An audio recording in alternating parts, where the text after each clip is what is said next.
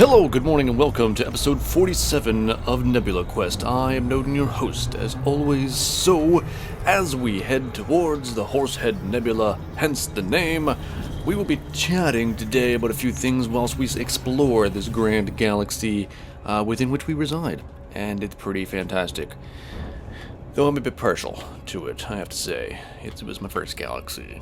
So, got some fond memories, just me and the galaxy in the back of a sedan. Today, two things today I want to talk about. Two things I have watched recently. This is the, what Noden has watched. Bing! Kind of episode. So, just two things. Okay, so one of them that I want to talk about very quickly, is yesterday I went to go see Mr. Holmes in theaters. It's a film. You may have seen it, may not have seen it, you may not even heard of it. And that's a point that I'll get to in just a moment. So Mr. Holmes, it's a fantastic film. It's got Ian McKellen and Laura Linney in it, and it's about Sherlock Holmes. He's retired, he's an old dude, he's approaching death, and it's just sort of like the denouement of his life. It's like the rolling, just the ending, unfolding of his life. That was very poorly worded because I was very desperately trying to think of English words that were not coming.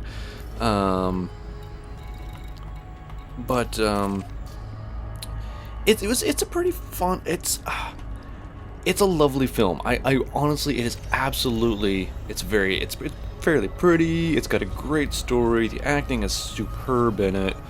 I was actually just reading some of the reviews today, and the reviews are mediocre. The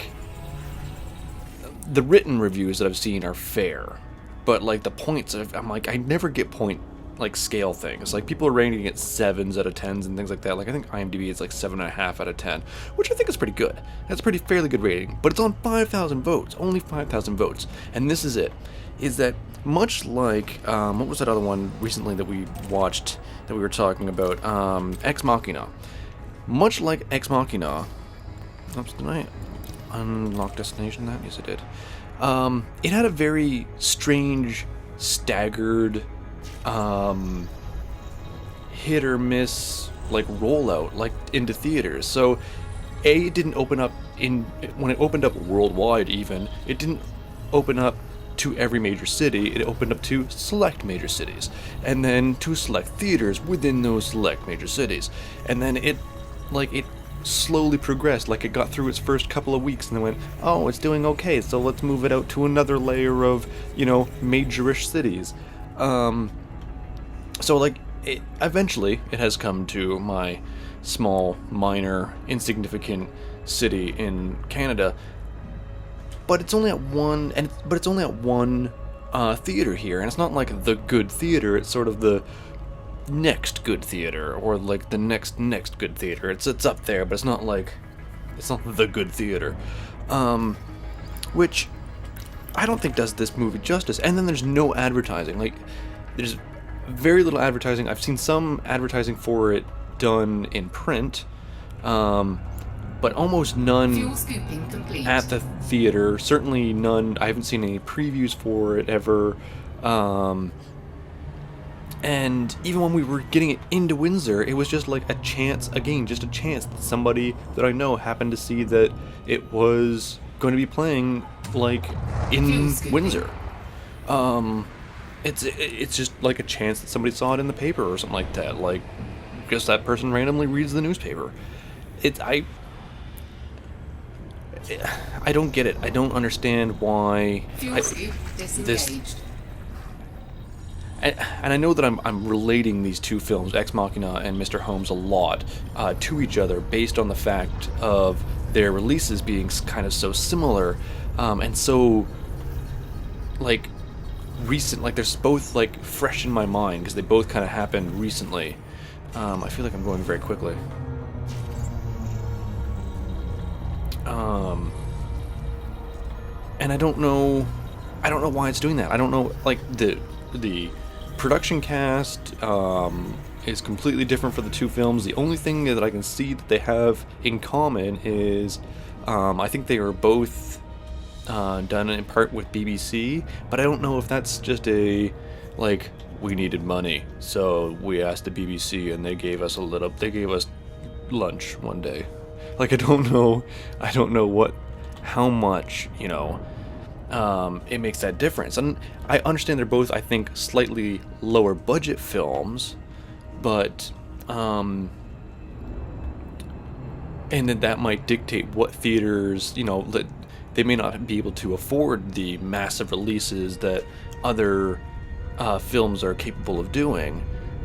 But I feel like it's doing it a real disservice. I mean, you've got Ian McKellen. This is one of the most well-known actors, I'd say. Certainly right now. This isn't something that you could sell to people. Sure, it's got. So it's got Ian McKellen in it. It's about Sherlock Holmes. Sherlock Holmes is still, I think, big. Are they worried about? I don't get it. I just don't know why there's an issue with it. I don't understand how. Why they wouldn't bring it out for more people. And then if you know the reason, or you've got a reason, I shouldn't say reasonable, but you've got or even a snippet of an idea that sounds really plausible, I would love to hear it, because I really have no idea why. Other than to say that they couldn't afford it. They couldn't get backers to finance the film enough to get it out to a broader audience initially.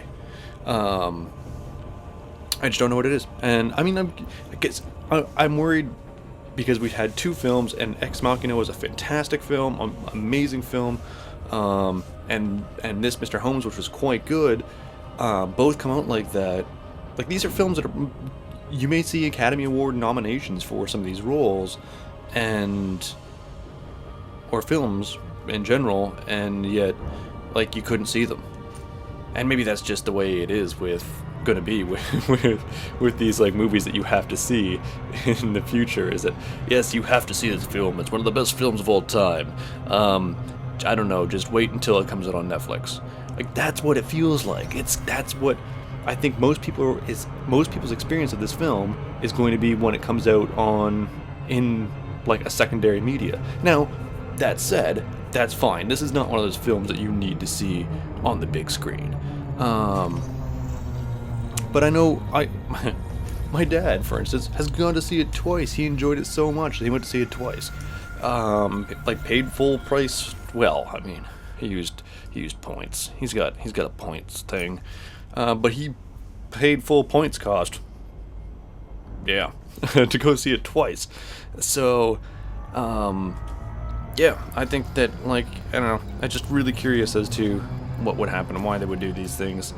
And is this what the future of films is going to be when they come to my theaters? So that you have to decide if you really want to see something, and then just follow it on every social media thing to find out what city it's going to be in. I need to follow Mr. Holmes Canada on Twitter, at Mr. Holmes Canada, to see what city it happens to be playing at. And then I think it was only going to be, there was no... anyways, going on about it. Yeah, I'm just curious about what it is. The other thing, and this is probably more interesting to everybody else who watches this, and it may be very well why you clicked on this link. Thanks for bearing with us through that 9 minutes of me going, huh? So Star Citizen, Gamescom is going on right now. That's a gaming convention in Germany. Lots of the game developers are there showing off their fancy games that they're working on. And Star Citizen was there, and one of the things that they showed off, which I just watched just a few minutes ago actually, was they had a demonstration of their multi-crew, which is a little bit more polished than we have seen it in the past. And I want to rewatch it again because there's some parts of it that I'm just a little bit janky with. Like I wasn't paying enough attention or something like that. It looks like it's coming together. It doesn't look like... It doesn't look ready. It doesn't look like it's something that you aren't going to complain about when you start playing. Let's put it that way. If you haven't seen the video, it's on YouTube and whatnot. You can find it around. Oh, what was that? I just lost audio in my headset. Hopefully it's still recording.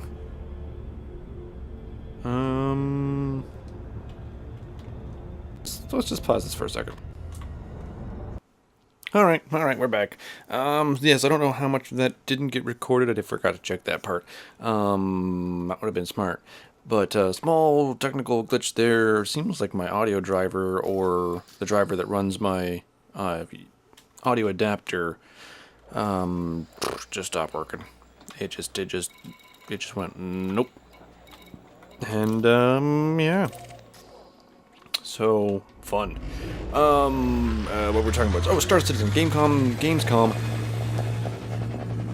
and Star Citizen, and yeah. So it looks good. It looks like it's getting there, and that's that's what I'm taking away from this. Beyond anything, it's not a representation of the final game. Obviously, it's we're getting there.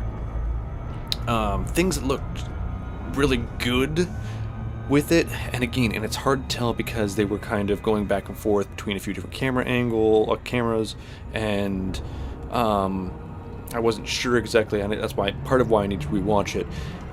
Is it looks like there were a good number of rules between people. They had a good quick, I should say quick, but they had a good kind of demonstration of some of the zero-G maneuvering through ships and whatnot, which looked pretty good.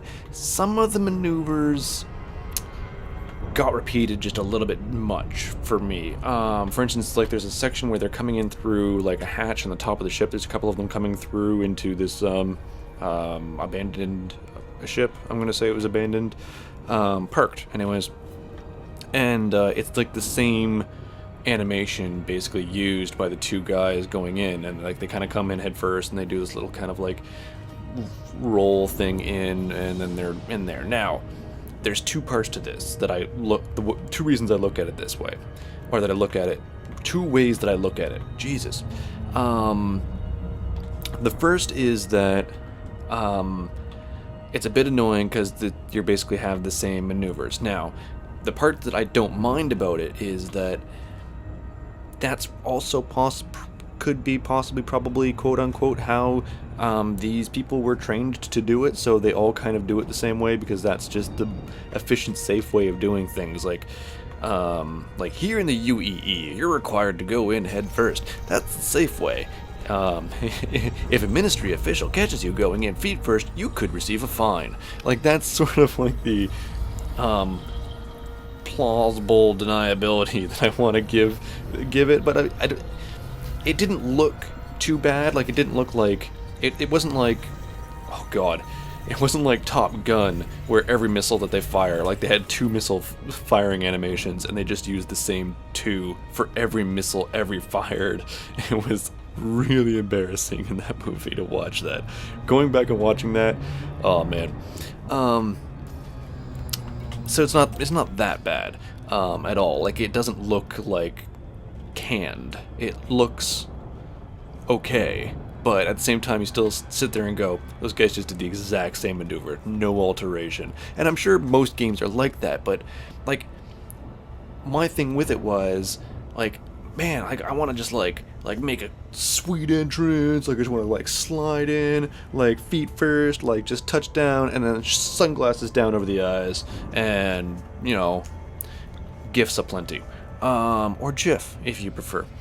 But I don't know. There was just a little bit of variation in that. Like it just seemed like, oh, here's an entrance into a ship, and you must use this because doing this maneuver, your tank commander into the ship is part of the loading sequence for you into the ship. that's sort of what it makes me feel like, instead of a seamless transition between outside of the ship to inside the ship. Like they're using that maneuver to hide that transfer, which is okay. I'm okay with, like, I understand that you need to do that, but I just feel like, I don't know. I just don't know what I feel like. But that's besides. Some of them, I will also say, based on what I could see from how the characters were moving, it doesn't have the new, I don't think that the animation had the new skeletons in yet, or the new animation for the skeletons or something like that they had. They're doing like this new thing where they're going to be like making the skeletons for their animations a little bit more not limber, but they're going to have more joints or something like that, so they can move a little bit more realistically. And I didn't see what I was expecting to in their maneuvers from those descriptions that we've had in the past. So I don't think that those skeletons were used in those animations. So it could very well look much better, and there could be more animations in the pipeline. This is just what they had available that they could use, kind of a thing.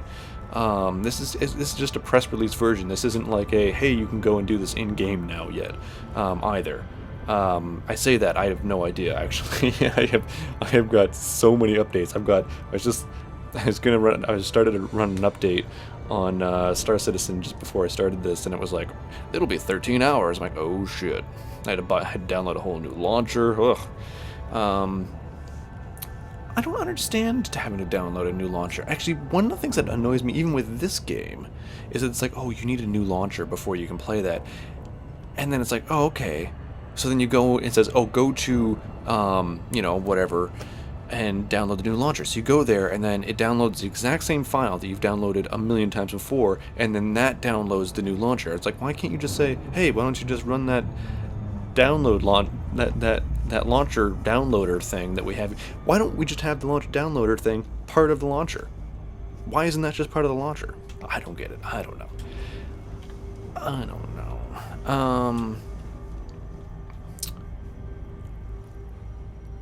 Whatever. So, I mean, animations aside, it looked like, people were doing stuff. There was like little tasks for everything, for everybody to do. The characters looked fit really well in, like they were lit really well. I feel like I'm like smacking my lips a lot here. I'm going, wow, all that. Oops.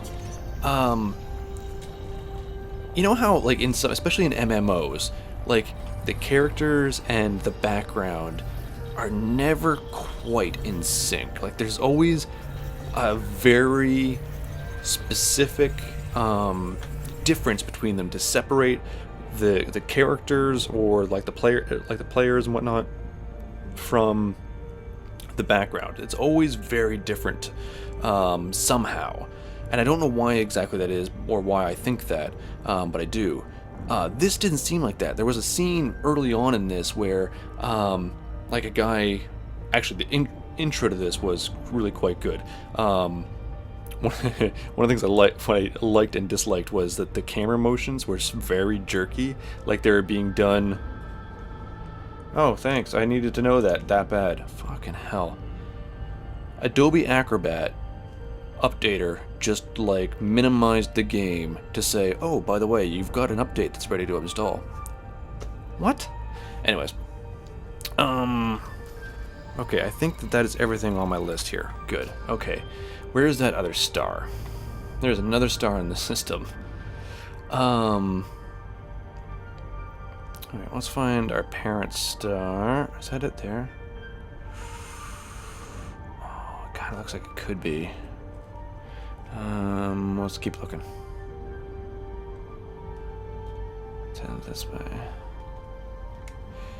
Okay. Nope, there it is.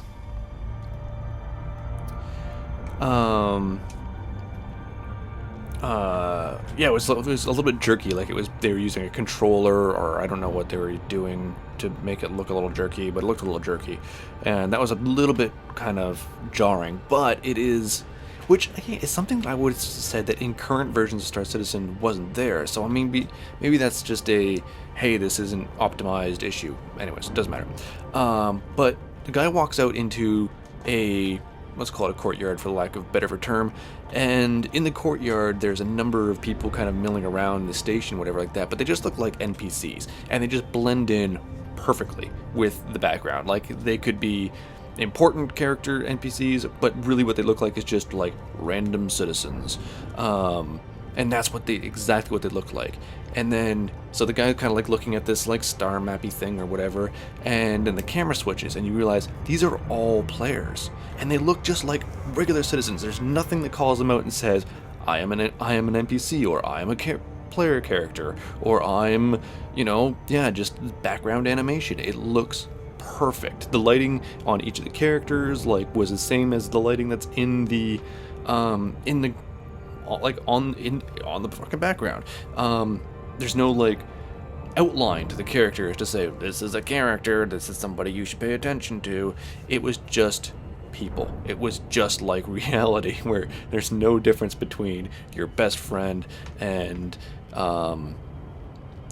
random hobo off the street. They look exactly the same because they both have very difficult childhoods.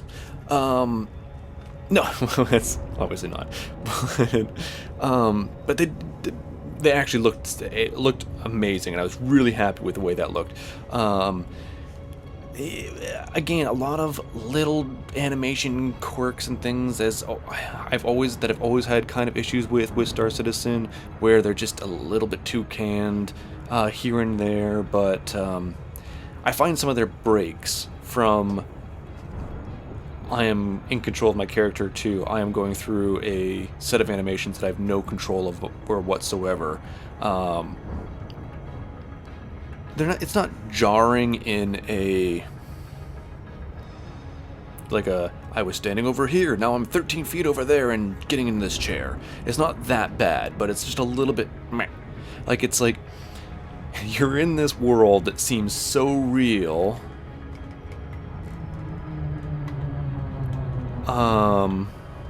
This is another huge planetary system around this little dwarf. Got a couple planets here, and that's just those ones there, and then I got everything that's sitting around that star. It's not that jarring, but it's almost like that when human faces on robots and things like that are almost human, but they're so close that what is it actually called? There's a name for it, and I think I've talked about it before, but where it's almost real, but it's just a little bit off, and because it's just that little bit off, we have a natural, evolutionarily developed repulsion to that, because it's not human. It's not human, or more importantly, it's not healthy. It's not right. And we've developed to be that's dangerous. Stay the fuck away from that. It's too close to what we are, but it's not right. What is it called? Damn it! I'm not gonna think about it. I'm gonna just be humming and hawing over it. And it's almost like that, where you have this beautiful world that you inhabit in Star Citizen, and then you just very briefly, where am I looking? This way. You just have and then you step an extra foot to the left, just out of nowhere, and that's just because everything looks so good and everything's so close to how you want it to be. Those little things make a big difference, where you could deal with it in other games, and you do deal with it in most other games. In this, it's just that little bit where you're like, oh, come on guys, you're so close, just give me the perfect universe that I want so badly. Point is, it's getting there. It's looking good. It looks like they got some work to cut out for them still. But it reinvigorates me into hey, this game is going to be playable soon. And there's going to be parts of it. They're supposed to have coming up fairly soon, I believe, is the PvP shooting RPG, not RPG, FPS thing is supposed to be coming up fairly soon, I believe. So that's the first-person shooter portion, and I think that's going to be pretty fun from the videos we've all seen from that. Anyways, this video is dragging on, so Mr. Holmes, go and see it. It was fantastic. If it's in a city near you, if it's not, go to a city where nearer to you that it is playing at, and go see it. Otherwise, I don't know, until Netflix. I mean, that's a valid way of doing things these days. And oh, watch that trailer and get excited for 14 new objects. That's 34 objects in this star system. That's ridiculous. This is probably the most populated system that we've ever encountered. Whatever. Until next time, when we continue on our way to the Horsehead Nebula, I'm noden'gin. Ciao, I love you.